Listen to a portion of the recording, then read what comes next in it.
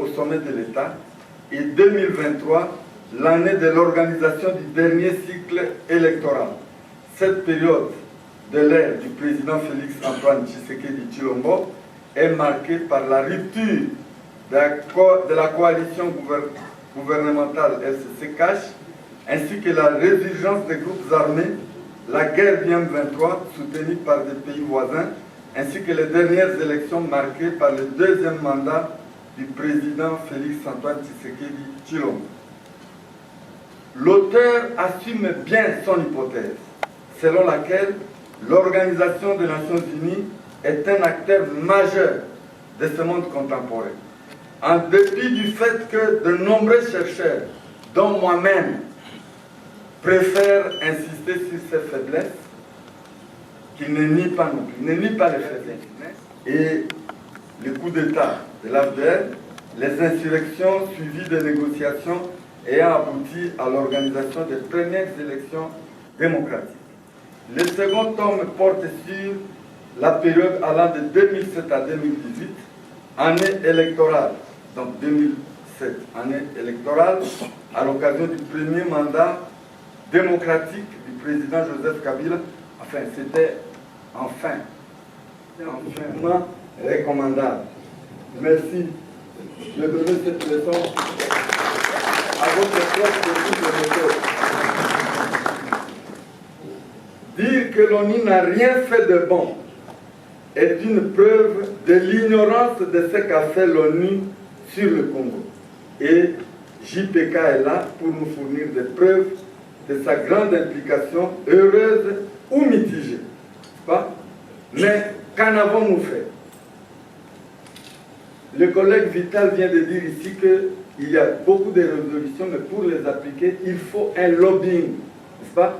Qu'en avons-nous fait lorsque nous-mêmes, même nous qui prétendons être intellectuels, n'est-ce pas? Nous les ignorons.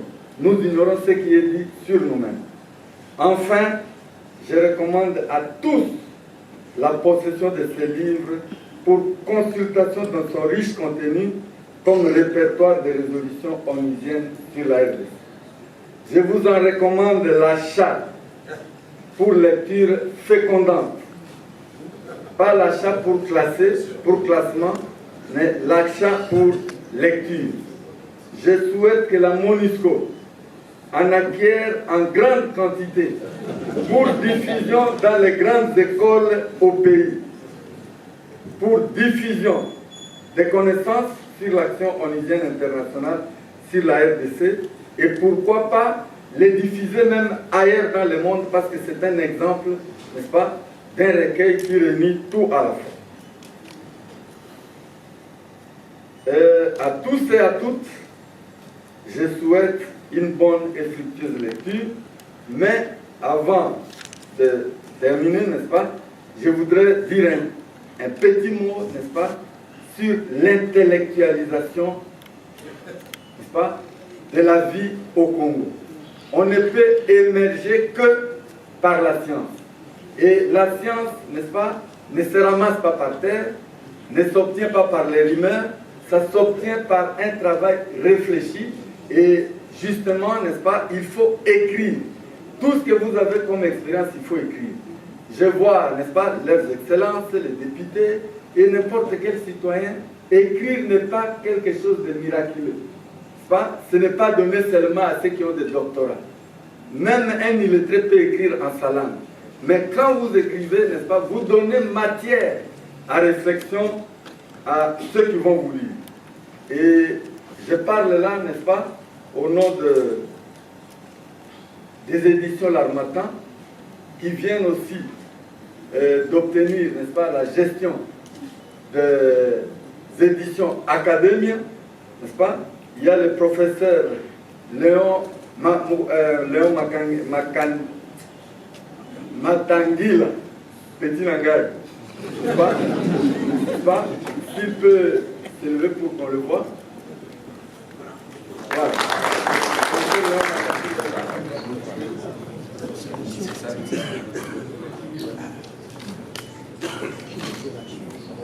Recueil à noter des résolutions de l'Assemblée générale et du Conseil de sécurité des Nations Unies sur la République démocratique du Congo de 1960 à 2023, je vous baptise au nom de toute la famille de Relations extérieures.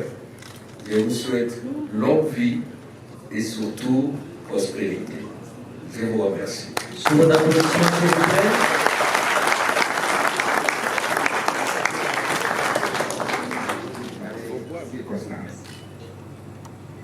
Mais néanmoins, je voudrais remercier les Nations Unies et en RDC, Mme Bintou Keïta, qui devait être avec nous ici, mais qu'à la suite d'une forte délégation qui est arrivée en RDC, notamment le Haut-Commissaire des Nations Unies pour les droits de l'homme, elle n'a pas pu être présente avec nous. Je voudrais ensuite remercier les préfaciers de l'ouvrage, l'honorable Vital Kamere, parce que beaucoup le connaissent comme pacificateur et peut-être ne savent pas d'où il a tiré ses noms. C'est parce qu'il a été dans ce pays, c'est lui qui a suivi le processus de paix, parce qu'il était en charge des relations entre le gouvernement et les Nations Unies. Et donc c'est de là qu'est parti les noms pacificateurs pour lesquels vos applaudissements sont requis.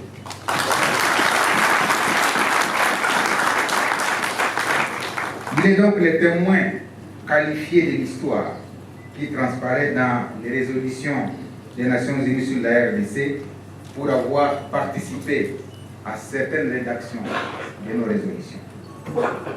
Je voudrais éprouver la même reconnaissance à son Excellence Christophe Lutundula, ici présent, qui est vice-premier ministre en charge des Affaires étrangères. Lui qui pilote la diplomatie congolaise aujourd'hui, pour avoir accepté de présider cette cérémonie, lui conférant ainsi un caractère encore plus solennel en procédant au vernissage comme vous venez de le suivre tout à l'heure.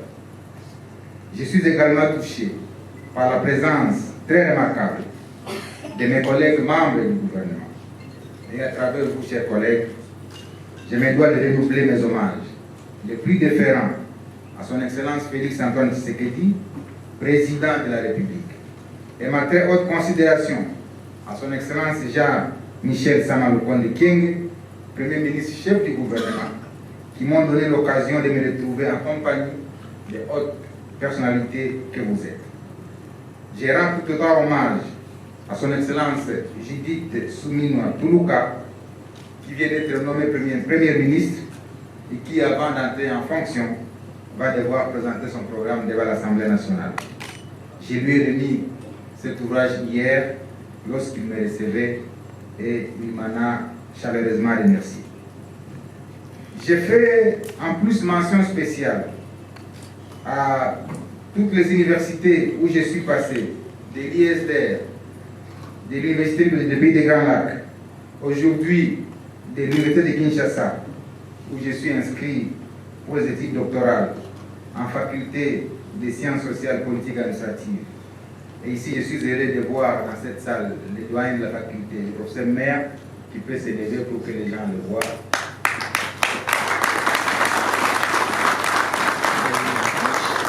Je suis heureux de voir également les chefs de département, le professeur Yab, qui peut également s'élever pour que les gens le voient. Je suis heureux de découvrir d'autres professeurs qui sont dans la salle, qui peuvent s'élever tous pour qu'ils soient applaudis par l'assistance. De ma détermination à aller jusqu'au bout, sous leur guidance. J'ai dit merci à tous mes camarades et compagnons avec qui nous avons suivi les séminaires. S'ils sont dans la salle, les séminaires de DA, les séminaires de doctorat, ils peuvent, s'ils sont debout, lever la main pour que les gens les voient, les camarades, pas mes camarades du parti qui sont dans la salle, mes partenaires de l'Alliance Bloc 50, qui est notre regroupement, et au plus haut niveau, au sein de notre grande famille politique qui est l'Union sacrée, sous le leadership de son Excellence, Monsieur le Président de la République. Je remercie tout autant comme scientifique tous ceux de l'opposition qui me soutiennent et qui m'accompagnent, parce que la science n'a pas de frontières.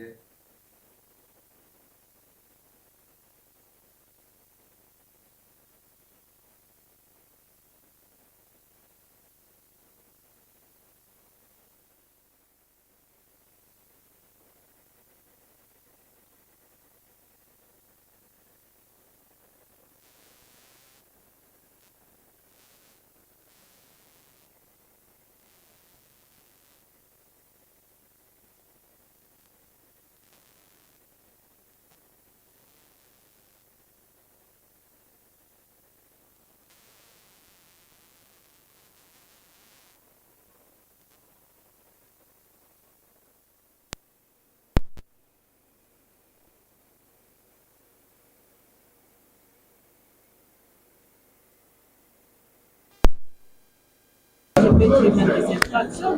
Parce que vous savez, toute résolution internationale est supérieure aux résolutions sur le plan national. Donc c'est vraiment important que nous soyons informés sur ce qui se passe dans cet arsenal judiciaire international.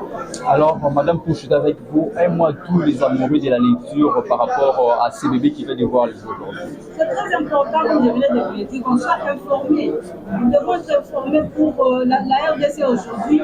C'est une république qui est en fait vouée à être en symbiose avec les autres. On ne peut pas y aller en nageant en rue. Nous devons être informés sur des résolutions qui doivent désormais nous obliger à demeurer ensemble avec les autres. Merci, Madame. Merci beaucoup.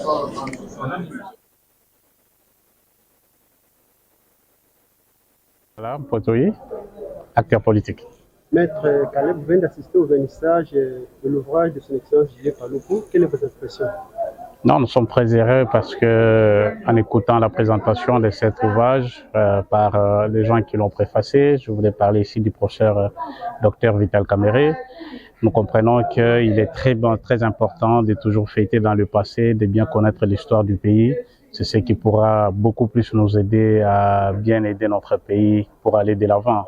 Dans l'ouvrage, on parle de la situation sécuritaire, on nous fait voir de l'importance de la MONUSCO au pays, le pourquoi, si la MONUSCO n'était pas au pays, et les avantages, vu que la MONUSCO est au pays, tout ça sont les acquis qui se trouvent dans cet ouvrage que nous recommandons à la population congolaise et tant d'autres de bien lire cela.